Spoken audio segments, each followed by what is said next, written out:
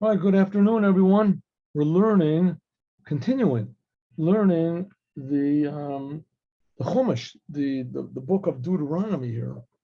And this week it's starting off with the first portion of Deuteronomy, which is the book of Deuteronomy. And this is the section of the Torah what's called Deuteronomy, which is not called Deuteronomy at all. The fact is, it's called Devorim. So Moses, before he goes into the land of Israel, he's going to leave the Jews. And the Jews are going to go in the land of Israel, they're leaving him. So before he goes in, he gives them a big reproof, a big sort of chastisement about what they did, and asking them, begging them not to do it again. And we'll see that he's going to say, I know you're going to do it again anyway. You're going to get God mad. Oh. He's going to scatter you all over the world. But nevertheless, God loves you and he's going to gather you all back together again.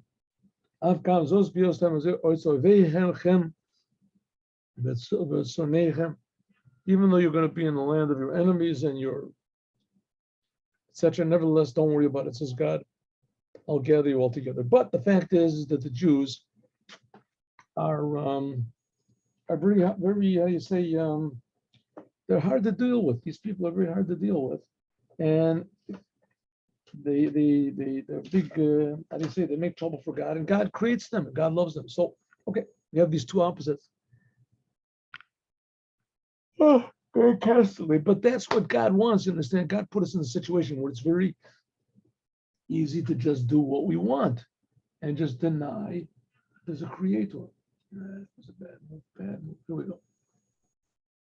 Okay, so Moses is saying to the people, here we go. So, that's what he said to God in the beginning. God, you're taking these Jews out of Egypt. You're making me the head. I'm going to be the leader. I mean, I'll take the job, but it's not going to work. How can I bear alone your trouble, your, how do you say, difficulties and your arguments? What's the purpose of saying three things? We'll see. Rashi, we'll stick to Rashi pretty much here, but let's go. How can I bear alone? If you want to say, what are you talking about? Moses, you lead the Jewish people, are going to get a big reward. Huh? Moses, you're going to get a big reward. Says Moses, I can't do it. Zui so much, that's what it says. Lochem, lo me'atzmi ani omer lochem, elo me'pi HaKodesh Baruch Hu. God, Moses is always saying to the Jewish people, listen, don't get mad at me. I'm just telling you what God is telling me to say. Why are you making trouble for me? God, but it's not going to work. And the Jewish people will say, listen, we would make trouble for God also, but we can't see God. So we're making trouble for you. Tarchachem, what type of trouble did they make for Moses? Shahayu Yisrael Tarchanim, the Jewish people were troublemakers. Haya echad me'em, ro et bal dino, a person would see they would take a person to court, right? The Jews would go to court, and they would see his litigant, the opposite litigant is winning. Let's say, Avadin, Omer, 1 minute, I just remembered I've got witnesses. Ishli Edim Lavi, Ishli Rayos Lavi, I've got more proof. Mosi Vanechandayim, I want more judges. Not enough judges, 3 isn't enough. You have to have 5, 7, 20, 30. Malamed, this teaches you. That's Terchachem. What's a ma'asachem? Ma'asa'achem. This teaches you Shahayu apikursim, that there were, how do you say apikursim? Apikursim generally means people that want to be free from God. Hikti Moshe would say troublemakers. Hikti Moshe would say whenever Moses would leave early, this case, troublemakers is a little bit something different. If Moses would leave his house early, they'd say, oh, Maro ben Abin would say, wonder why Moses is leaving his house early. So probably he's got problems with his wife. If Moses left his house a little bit late, Omer, everyone said, Maro ben Amram shalod say, wonder why Moses is delaying. Matem Sovrim, what do you think? Yoshe v'yoetz aleichem eitzot root. He's probably sitting and making all sorts of plans how to do bad to us. V'choshev aleichem machshavos. Is Malamed, this comes in and Rivchem. This is Rivchem, this comes to teach that they were Roganim. Roganim is that they were always complaining. They're always complaining. That's the Jewish people. What do you want?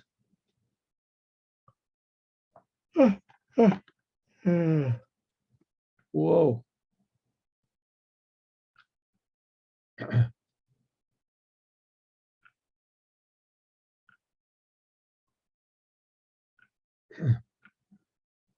Here he says, Rivchem, it says in matters of judgment, that they would always demand money from one another.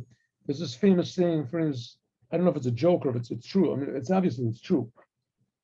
But there was a rabbi that said, a rabbi that was appointed rabbi over a community, and he was asked, how is it going? He said, well, probably the Jews are pretty hard with money. The fact is Jews are not like money hoarders and all these things that I mean, I'm sure there are, but I'm a Jew. I know what the Jews are.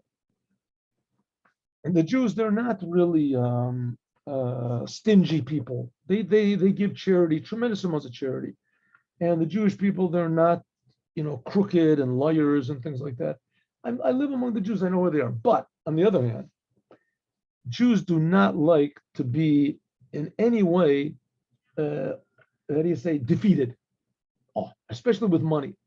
So they say that the rabbi said that if I say to a Jew that his cow is not kosher, right? The cow has a little hole in the lungs or something, or in the food pipe. I tell him it's not kosher, so he loses like $2,000. He'll accept it. So, but if two Jews come in and they're arguing about $10, they can't accept that the other guy wins. Them losing, they don't care, but they can't accept the other person wins. So that's what it means. They're always the Jews. They're troublemaking people. It says being in a din with tavias mammon, with money. Moses is reminding the Jewish people of the promises. You're going to go into the land of Israel. There's not going to be any wars. Right? I'm going to take you into the land of Israel. You're going to defeat all of your enemies. What you're going to do? But where's the trouble going to be? Between you and the Jewish people and themselves. Right? There's going to be, here you see in Israel how many political parties there are. Here in America, there's what, 2, maybe 2.5, 3, something like that. In Israel, they have to make laws about how to limit the number of political parties that there are over here. As it is, there's like 10 outstanding ones. 10 outstanding ones. But if they could just have political parties without any end, so there would be, in order to register for a political party, you have to get like, a certain number of votes or whatever it is, 20,000 votes, however it is. And if you don't, then you're not even registered at all. You don't get any. But if you didn't have that, you would have 1,000 parties. Everybody would have their own political party. That's what are you going to do? That's the way the Jews are. God created them that way. Every single one is different. Every single one has its own opinion. I read once an article that a worker from Romania, he wrote. He said in Romania, the situation is terrible. So he came to Israel and he worked. There's always foreign workers here. It's packed with foreign workers, but they're always different. Sometimes they're from China, and sometimes they're from Thailand, a lot of times, and then they sort of disappear. And then for a while, there were people from Romania. So he said he came here and he worked like nonstop, day and night, for like 5 years. And he came back, he was a fairly, well-off man. He made good money over here. So he said he wants to say something that, first of all, he enjoyed very much working by the religious people. So because the religious people, they treated him very nice, and they always paid on time, and everybody paid. He said, but one interesting thing, he said that in Romania, there's like, 20 different types of people, something like that.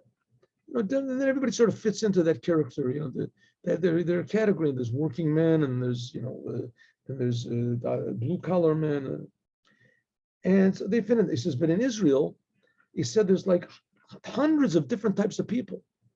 There's different Hasidic groups, and there's different religious groups, and and then there's all these different ideas, people, and within each group, he said he worked for like Belzer Hasidim and Gera Hasidim. He said, you might think they're all the same because they're all dressed the same. Each one is totally different from everybody else. Everyone is different. Everyone is different. He said by the Jews, every person is different. Every person is different, totally different from every other person. It's a really very true thing. True thing. Okay. So Moses, the leader of the Jews, he's called the head of the Jewish people. Rosh Bnei Yisrael, Rebbe, is the head of the Jewish people. So he has to deal with all this.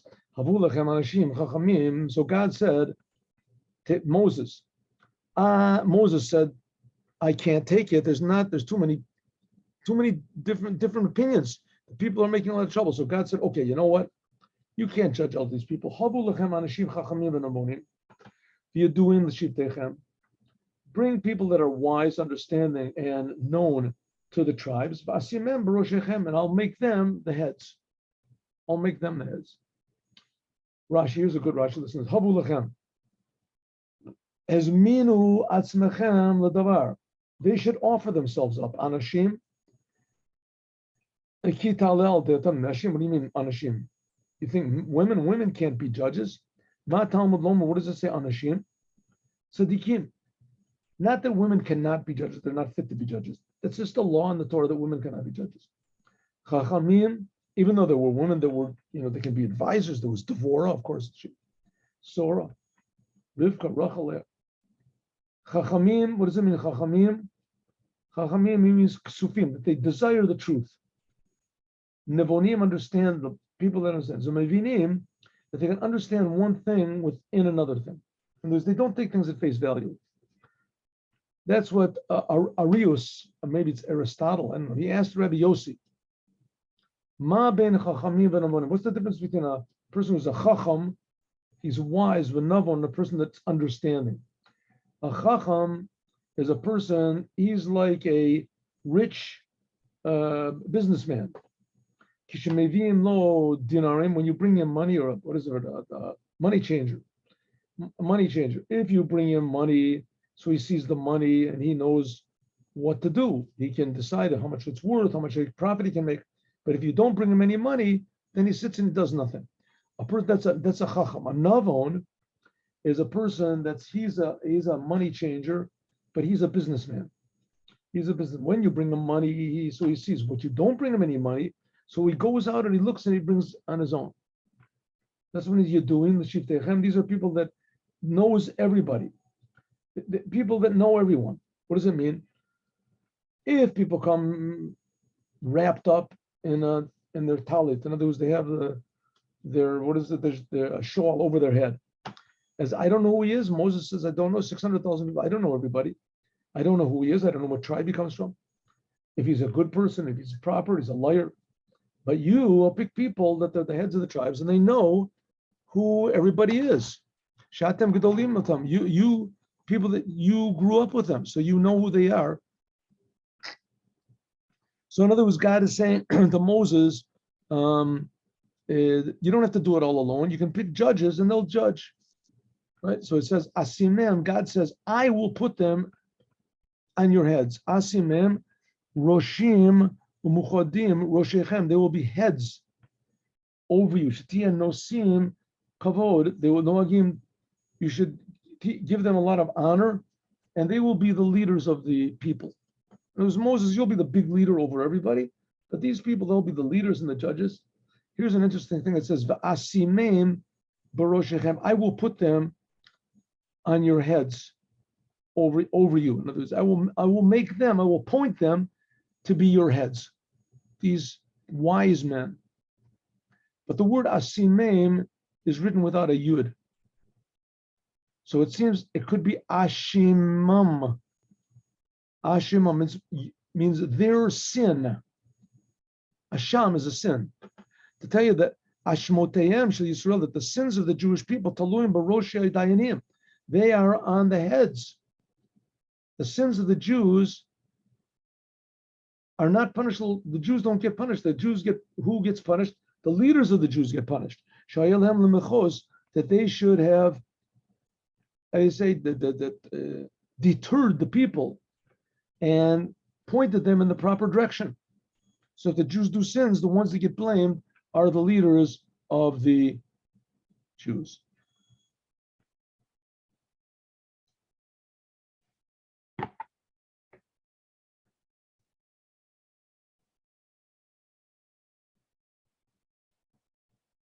All right.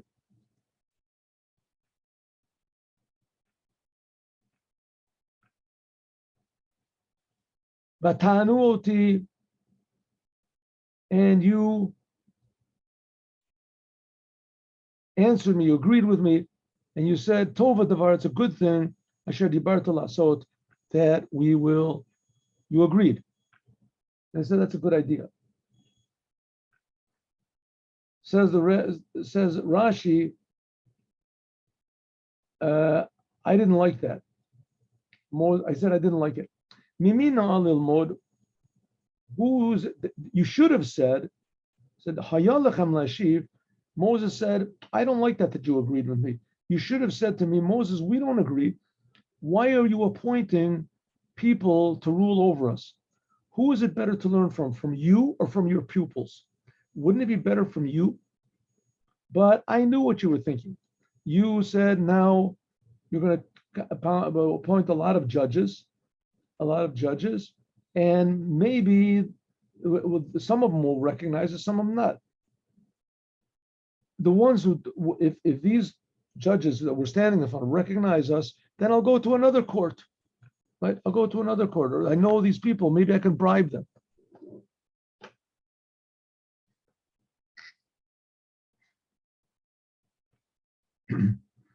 So I took the heads of the tribes, wise people, knowledgeable people. What about the understandable people? You said the people that if they don't have any money, they go out and they look for it. He said Moses didn't find any.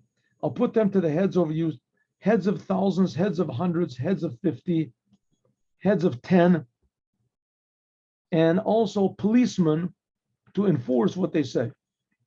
So we see how many judges are there going to be over here? What's going on? You have to have one judge over every 10 people, and then another judge over every 50. You already have a judge over 10. So that means you've got, on every 50 people, you got 6 judges, right? You have 10, one on every 10. That's already 5. And then on the 50, you have another one. And if that's not enough, then also on every 100. So it keeps adding up and adding up. He says 1 on every 1,000, 1 on every 100, and etc., etc. And then there's policemen over them, because the policemen, they come to enforce the judges. If there's no policemen, then the judges aren't worth anything. I mean, they can make whatever laws they want to, and everybody says, goes home and does what they want. I commanded the Shoftei Pen, and I said, listen between your brothers and judge justly between a person and his brother and Gero. Gero means his litigant. We'll see, this is Gero. This is a Baladin, the litigant opposite him. Why is it called Gero? Because it's Oger. He gathers up arguments. So Moses, in other words, he appointed all of these judges and judges and judges over the judges and policemen over the Jewish people. And now he's going to give them advice. I commanded these judges and I said, Shamoa ben achichem, listen to the litigants, they're your brothers, and judge them justly between each and a person and his brother and his litigants. And okay, that's what we said. Don't takiru upon him, no favoritism. Kakaton kagadol tishmon. Like the smallest person, like the biggest person, you should listen. Right? There's some people that had big families, they were powerful people. Lo saguru b'fanei, don't be afraid of anyone. Ki hamishpat lelokimu, because who's judging? Not you, God. V'adavar asher yakshem mikem, and anything which is difficult for you, tikrun alai, come to me, and I'll listen to it.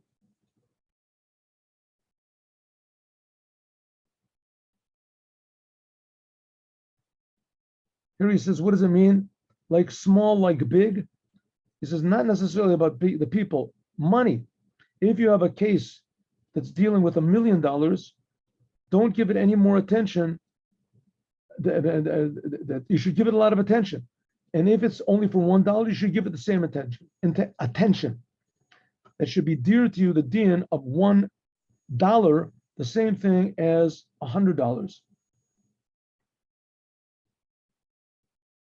That if the din of $1 comes in front of you, don't say, okay, you just wait until the end. And number one. Number two, simple meaning. You shouldn't say, listen, this person is poor, right? You're a judge. Don't say, listen, this guy is poor and his litigant is rich. The rich person, there's a commandment that you have to give charity. So even though the poor person is wrong over here, so I'll make the poor person feel good, and I'll say that he's right. And let's say, right, the poor person comes up to the rich person and says, you owe me $1,000. I tripped over a tree that was in front of your property. So the judge might say, listen, this guy, he's got millions. What's he going to lose $1,000 for? I'll tell the poor person that he's right. And he has to give him charity anyway. Don't do it. You do what it says in the card. If you want to say afterwards tell the rich person to give him charity and ask him, that's okay, but it's up to the rich person. Another explanation. You shouldn't say, how can I tell this rich person? You go the other way around. The rich person is wrong, but how can I shame him in front of this poor person and say that the poor person is right? Right? The poor person says the rich guy, he banged into his car. He has his horse, and he killed his horse. And the fact is that the rich person is wrong. He's really wrong. The best thing is I'll go over to the rich person and I'll say to him, listen, the fact of the matter is you're wrong. You're wrong in the case, right? So just pay him the money. He says, what are you talking about? I'm not wrong.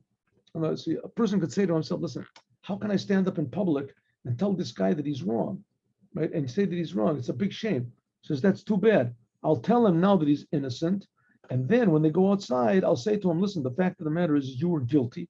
I just didn't want to embarrass him in front of everyone. Instead of giving him 1,000, give him 2,000. Right? Give him 1,000 because I did you a favor. I didn't shame you. Don't do that. Don't do it. It's better to shame the rich person and that the poor person should get $1 than to say the law improperly, right? And say that the rich person is innocent. And then afterwards, take him aside and say, listen, I found you innocent so that I didn't want to embarrass you. Give him 1,000, right? Don't do that. Okay, Moses said that any judgments that are difficult, bring them to me. Says the Torah, on this thing, Moses got punished. Well, how was this punished? The law of the daughters of Tzalafchad went away from him. Remember the daughters of Tzalafchad? They came to Moses and they said, Moses, what are we going to do? We don't have any, our father died. He didn't leave any sons. And the law says, that Jewish law says the daughters don't inherit. There's no provision for daughters. What are we supposed to do? So Moses said, I don't know. I don't remember. So we went to God and asked him. And God said, the law is that if a person dies, doesn't have any sons, then his money goes to his daughters. And he came back. Why didn't Moses know it? Moses knew everything. God told him everything on Mount Sinai. Why did he forget? So the reason that he forgot was because over here, Moses said, if you don't know the law, then you have problems, bring it to me. There was a little bit of egotism. Moses was saying, you don't know any law, don't know the law, you can bring it to me. Right? He could have said that anytime you want to, come to me. He didn't have to say, if you don't know. He could have just said, and anytime you want any assistance, you can come to me. Okay. And I commanded you all of these things that you should do. What are the 10 things? These are the 10 things, the 10 differences which are different between monetary cases and capital cases, right? Cases of dini nefashot, monetary punishment and capital punishment. What are the difference? It says there are the differences. You have to have a majority of 2 to find somebody guilty, and capital punishment, etc. We went from Chorev, we went to all of the great desert, this awesome desert that you saw, through the place called the Har HaEmori, just like God commanded us. And we came to a place called Kodesh Barnea. So there were snakes over there that were the size of boards of logs, and there were huge serpents that were like bows and arrows. Look, I said, here, God has put before you the land of Israel. Go, take it over, just like God said. Don't be afraid and do not worry. Okay, that's the Chumash portion for today. Now let's learn from about the Holy Temple. But, one second.